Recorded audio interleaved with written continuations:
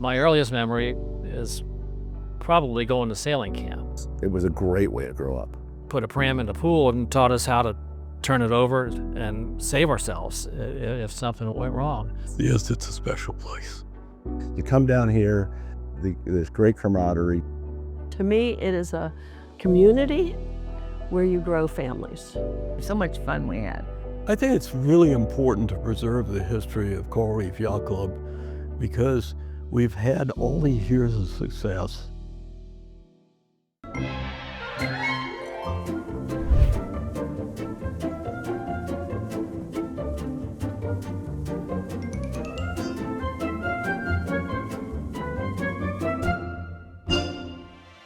It's the 1950s. World War II is over and the economy is booming. The veterans stationed in Miami during the war years are returning to South Florida.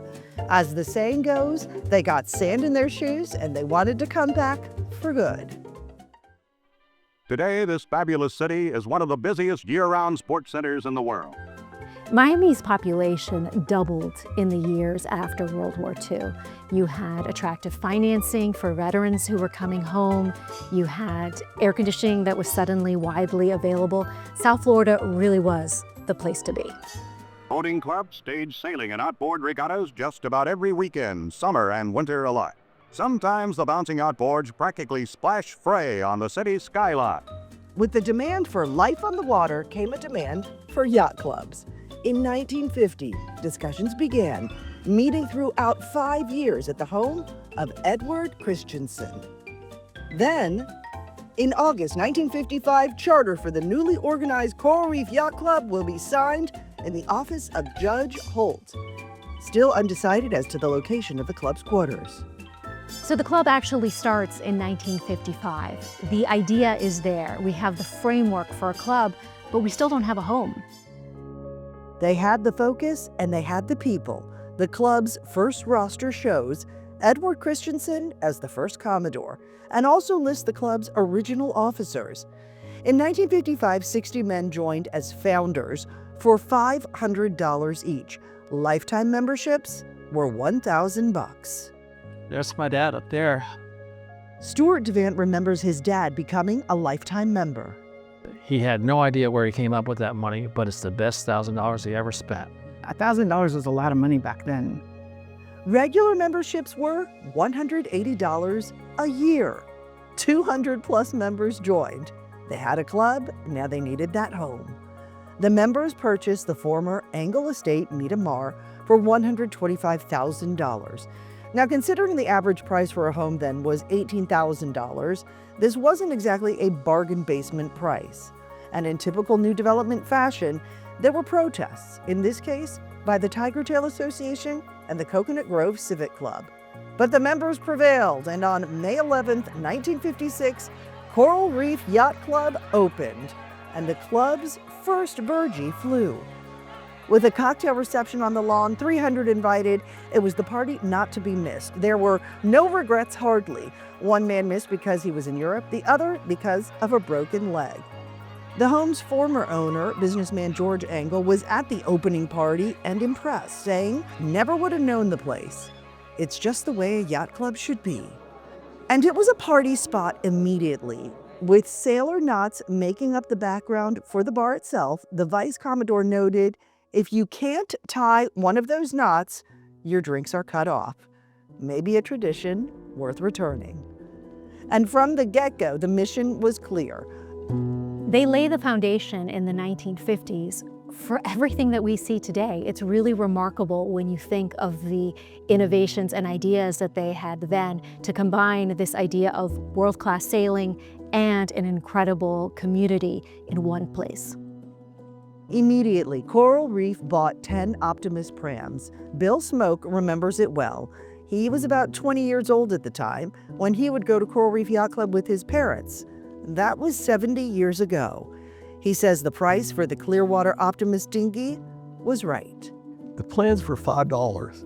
The cost of the materials, about $35. It was an incredible deal, and immediately they were all over the state of Florida. This club, when it opened, purchased, I think there were 20 of them, and we had cages, chicken wire cages out there with a boat stuck in them. We had a sailing program for those immediately. The original house had been transformed. The garage became the kitchen, the bar and lounge were added to the lower level, and the dining room had seating for 200. The second floor was turned into meeting rooms and a home for the club manager, Jack Dempsey, and his wife. A leading South Florida designer who had just finished doing the surf club was on board to redo the Angle House. The vision? A New England sort of appeal with nautical classiness. The decor is pale beige wall, white carpeting, and coral cushions. The aesthetics of this place were always an important piece of the puzzle, but it was just a small piece. The emphasis then and now has been top-tier sailing. The top-tier sailor at Coral Reef Yacht Club from the very beginning, a legend, Jack Price, the Olympic star skipper, an integral part of the club. Jack Price's Twin Star wins Star Class competitions. Price's Comanche wins Sail Series. Price could sail a soapbox in a hurricane. Jack took me offshore racing, he taught me bay racing, he taught me one design racing. He was not only one of the world's most capable sailors, but he was one of the world's best teachers. Smoke was in his early 20s when he crewed for the 40-year-old Price. Jack Price was a real character. I remember right soon after I started sailing with him, it was fairly calm, but as we got out of the Gulf Stream, the seas were chaotic, and we had a spinnaker up because we were running downwind, and the spinnaker blew out, and Jack was one of the most calm persons I've ever met. He never got upset, he never got angry, and I remember he said, "Oh well, we put him up, God blows him down," and that was Jack Price getting excited.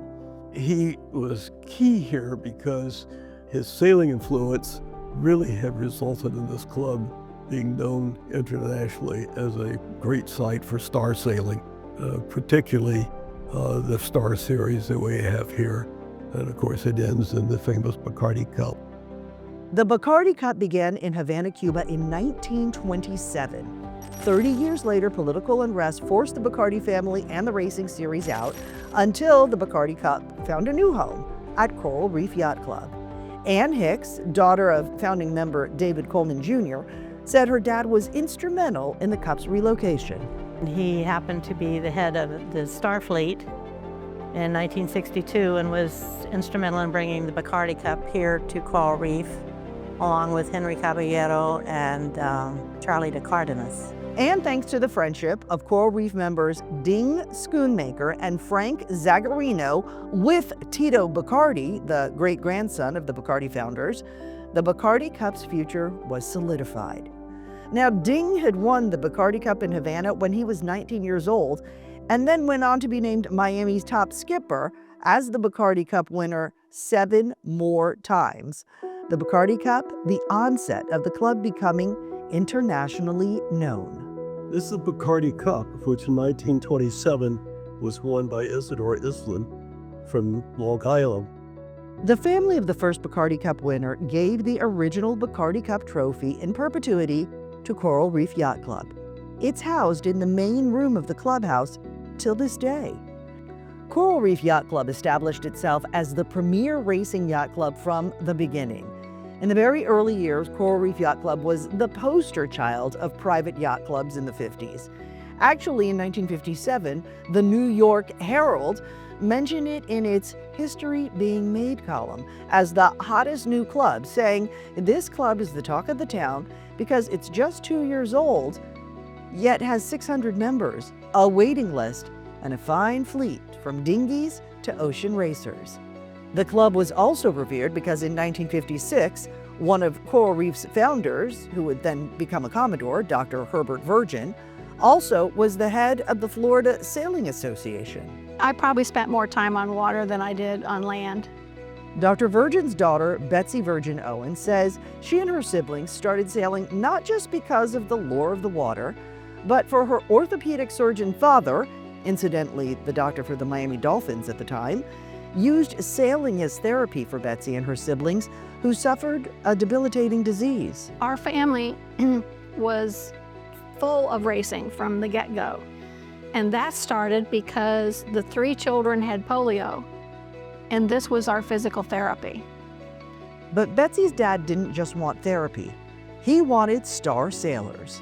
Vandal was one of the last wooden boats that actually raced in the bay. And we raced against Jack Price and Ding Schoonmaker, you name it, that was it. I did really well for a woman, and as long as I had on my white bikini with the brown spots and they were looking at that, I was ahead. Coral Reef boasts a long list of prestigious regattas.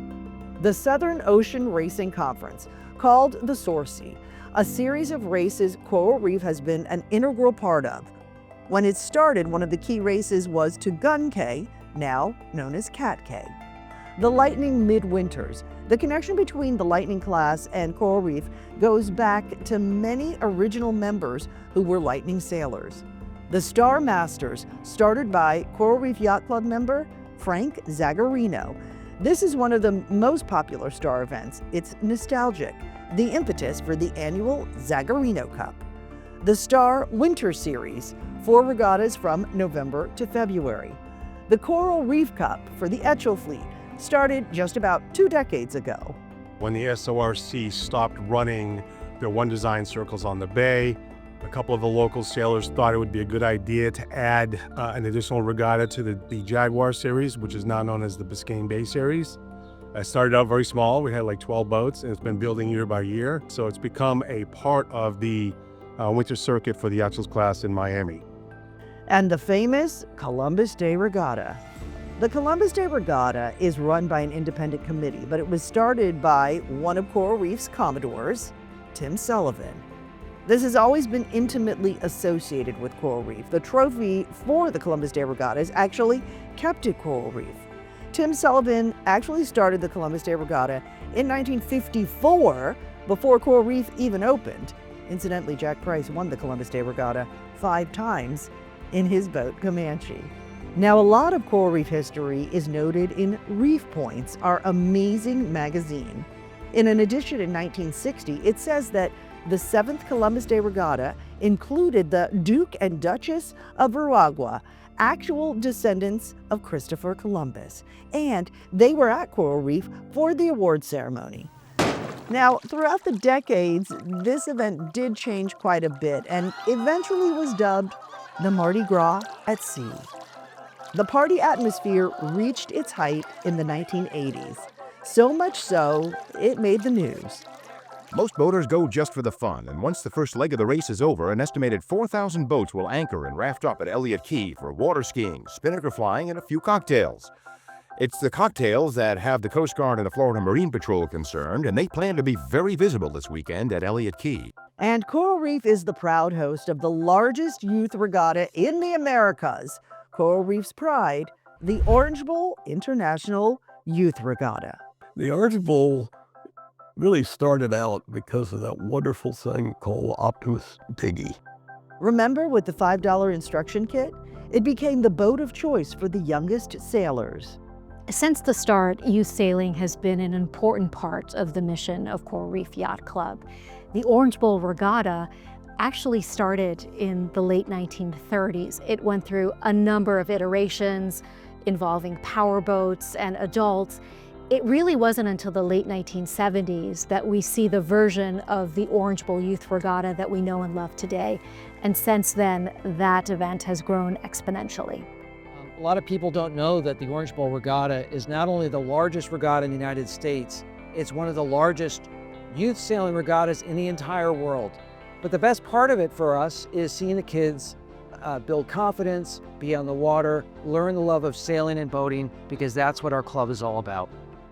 The Orange Bowl Regatta now features about 700 sailors from about 30 different countries, teaching the kids not only a sport. Michael is a very famous Green Fleet coach. The kids are, for me, having a good time today. They practice camaraderie, and also they have, for me, sportsmanship. When I see it on the water, it's the biggest talent that I can give these kids, that they can practice love, kindness, compassion, and also helping other kids. Sailing impacts my confidence because before I wouldn't be able to say something in front of all of you, but now I feel comfortable with it. and not just here, at school, everywhere. Sailors have been saying the same thing for decades. It's beyond memorable. Larkin was the Florida State Pram Champ in '64, and she uses the same word today, describing how sailing impacted her. To win a championship gave me the confidence to say, you can do almost anything. It really gave me the foundation to believe in myself, believe in my capabilities, to believe in my decision making. I mean, I was the champ. The social side of Coral Reef Yacht Club is also steeped deep in tradition. Most of the events and gatherings we enjoy today were started at the club's inception, starting with the Commodore's Ball. In 1956, the black tie tradition began. From the first ball with the first Commodore, Edward Christensen, on the far right here, to one of our most recent Commodore balls. I am so honored and excited to be the 69th Commodore of Coral Reef Yacht Club. All this time later, and the change of command is exactly the same.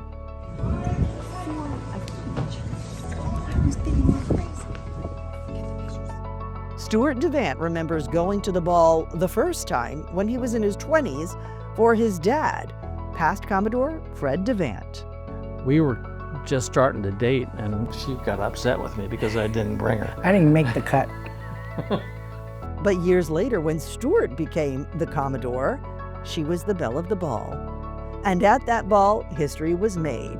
Fred and his son Stuart were the first father-son Commodore duo at Coral Reef.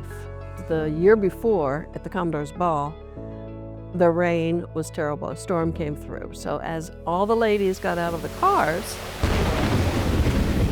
everybody got soaked. I mean, it was not pretty.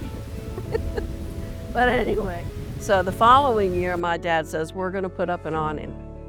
And that awning, my dad, it had to be green, shamrock green, because our boat was shamrock. And so it was a green awning originally, and probably, I think, for many, many years, although I do love it royal blue now today. Now, the awning was in place when Anita Jenkins' husband had his Commodore's Ball, but the power wasn't. The night of Commodore's Ball, and some people will remember this, it was a horrible storm, and the electricity went off here at the clubhouse. And they were in the middle of cooking for the Commodore's Ball and decorating, and they scrounged up every kind of candle that they could find. And the party went on. One of the favorite traditions and most popular events at Coral Reef Yacht Club is Ladies' Day. Why? Well, because originally all the other days were for the men. Back in those days, they weren't allowed to come here. The women in the very beginning. And, she didn't come. And then they started where they let them come at lunchtime. And they were just a bunch of ladies getting together and chit-chatting and having lunch. And that became Ladies' Day. They would put together the flowers in vases to be the centerpieces on the tables. That was the decorations back then, and now it's like over the top crazy what we do. But it really was just ladies getting together for lunch. This is a Coral Reef original tradition as well. Ladies' Day actually started February 1957, when the ladies would just get together to play cards and go swimming. From the get-go, word was out, and simply what the women wore to Ladies' Day would be featured in the paper. Now, fashion shows are a big Ladies' Day tradition since the very beginning. Fashions from Burdines, Caprice, Jordan Marsh, and a plethora of other things always drew a crowd as well. And nowadays,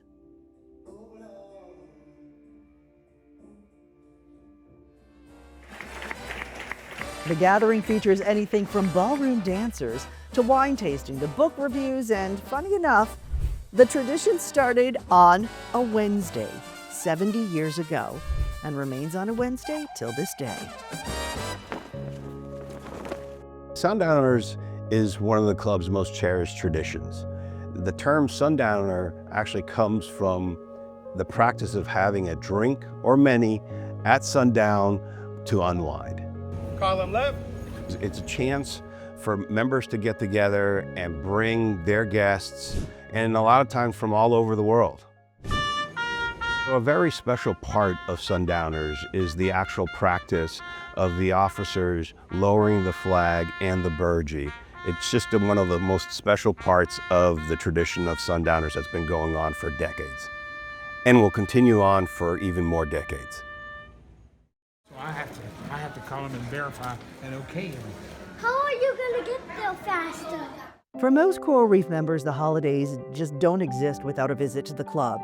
That's where everyone's kids sat on Santa's lap. And of course, where else does Santa come by boat? Also, the annual eggnog party isn't just filled with rum, it's filled with tradition. The eggnog party started in 1958, December 24th, of course, and it is going strong today. For most members, Halloween wasn't official until you went trick-or-treating on the docks. And of course, hunting for Easter eggs, a tradition on the lawn for 7 decades and growing. Holidays and Coral Reef Yacht Club are synonymous. Then there's the Cruise Committee, another Coral Reef Tradition original. The first cruise in 1956, called the Weekend Membership Cruise at the time, taking its first trip to the island home of the first Commodore, Edward Christensen, to his beach home at number 3 Ragged Key on Coral Key. Fleet Review, one of the newer traditions, actually was started in 1971. Everybody participated. The kids were on someone's boat and they all dressed up as Commodores. You're showing your boat and the fleet of the club to the new Commodore. This is what your club is. These are the members of your club and these are their boats. We just need to know that this club is wonderful. Fleet Review started on the water and then moved landside. The Commodores and their flag officers saluting the crews as they sail by.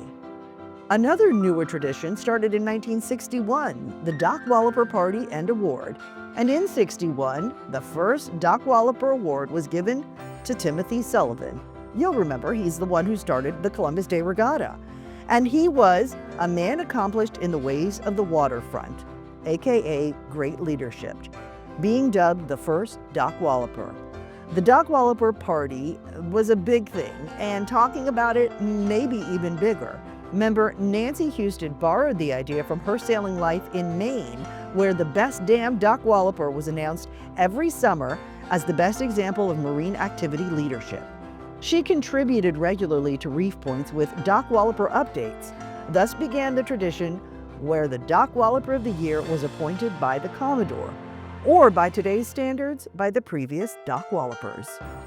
There have been, over the years, so many wonderful traditions and committees that have been part of Coral Reef Yacht Club. Today we have WOW and BAD, and really too many committees to list doing remarkable things.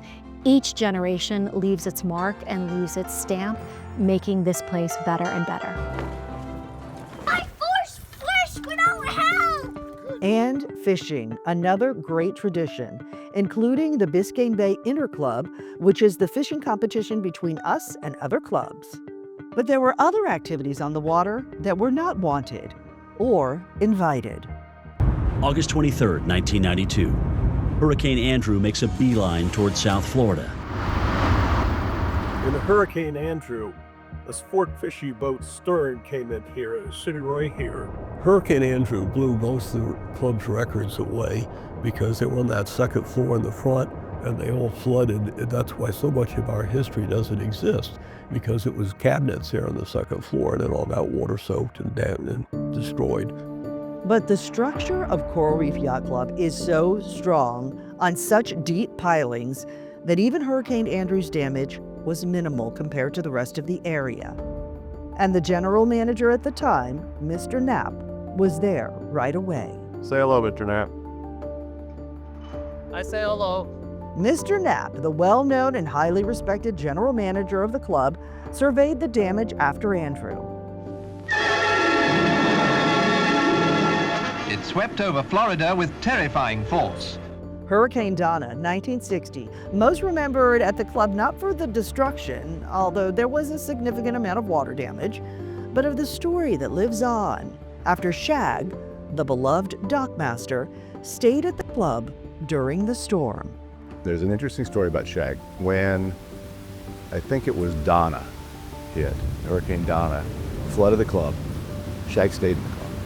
And he was in the tower because he was downstairs and it started filling up, so he couldn't stay there. So he went on the tower, stayed through the whole hurricane. When he came back down, the place was destroyed, but the front yard, when it emptied of water, had tons of fish in it. So he put all the fish in a bucket and went down Grand Avenue and was selling fish for money. Add to that Hurricane Betsy and Hurricane Inez and Hurricane Irma in 2017. With each of the major storms hitting Coral Reef throughout the decades, the end of the story was always the same. It survived the storm, and within a few weeks, this club was back in operation. Though the storms took a toll and did destroy parts of the physical club here and there, the storms only brought the club members closer and closer together. With the storms, the social events, the boating, the majority underlying theme here is family. A connecting thread of this family, the crew. I remember Shag from those days. I remember Tony. Mamie was a big, big deal. And I also remember Mamie, who worked in the snack bar. It wasn't the fancy grill that we know as today. And then, of course, there was Shag. Shag as the dock master. He was in charge of everybody, and everybody loved Shag. And then after Shag, it was Tony. And the same. What a smile Tony had. We all loved these people. They were family to us. Hats off to the general managers working 8 days a week and keeping our club afloat. From the beginning, through the storms, to our current general manager, Jim Van Buren, who's dealt not only with storms, but as the Commodore in 2020 remembers, a major pandemic. We did a lot of really good things during COVID. A lot of things that I think have changed how the membership is now. We didn't close. We didn't fire anybody. We kept everybody on payroll. Kudos to Jim. Jim did a hell of a job. And stories of pivotal life moments forever on this stretch of Biscayne Bay. The Devants remember their son's wedding well. There's a tradition in the Devant family that the groom gets thrown in the pool. Start off with my brother, my oldest brother. That also happened my here. brother. So my son was getting hauled out to the pool, and his bride decided to go in the pool with him. I actually have the best picture in the whole world because I snapped it right as she jumped, and it looks like she's floating on top of the pool. We used to have a father-son pram race here, and I tried to get them to start it. It didn't be father, it could be mother, it doesn't matter. Parent-child race.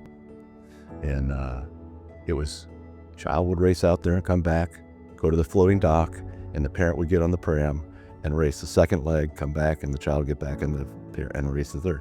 So I raced the first leg, and I came into the floating dock, and I was leading by a pretty good amount.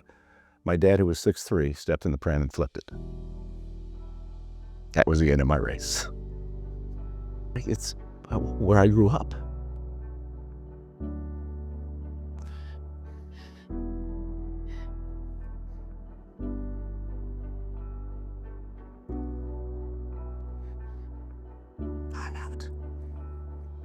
It's where I grew up. I love it here. A funny story just came to my mind.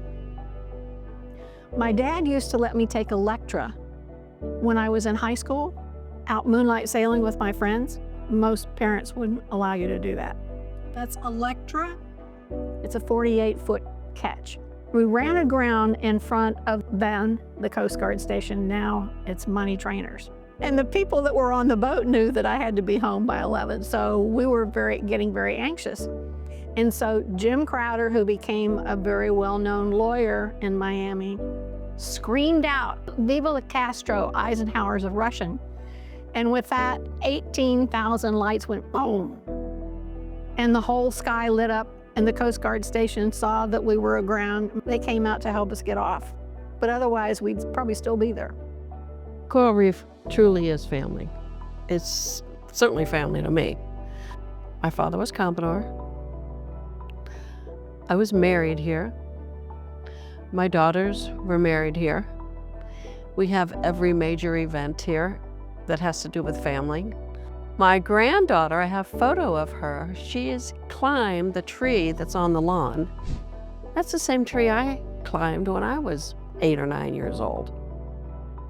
Jim called me after my husband passed and said, they're lowering the flag to half-mast.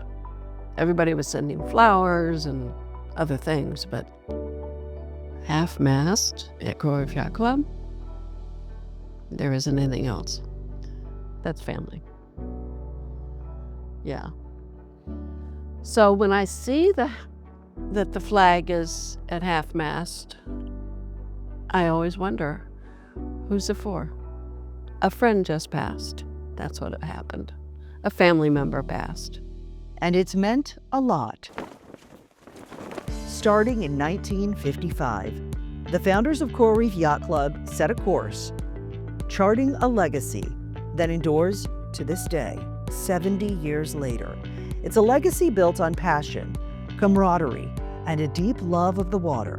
It's exactly what the founding members wanted. They wanted a club that was a family club that provided great opportunities. Our legacy isn't just about preserving a place, but about honoring the spirit that makes it so special.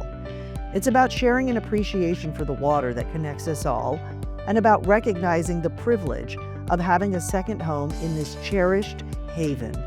And most importantly, it's about safeguarding the traditions and the values that have shaped this community for generations to come. As we look to the future, we continue to sail forward, guided by the same principles that have anchored us since day one.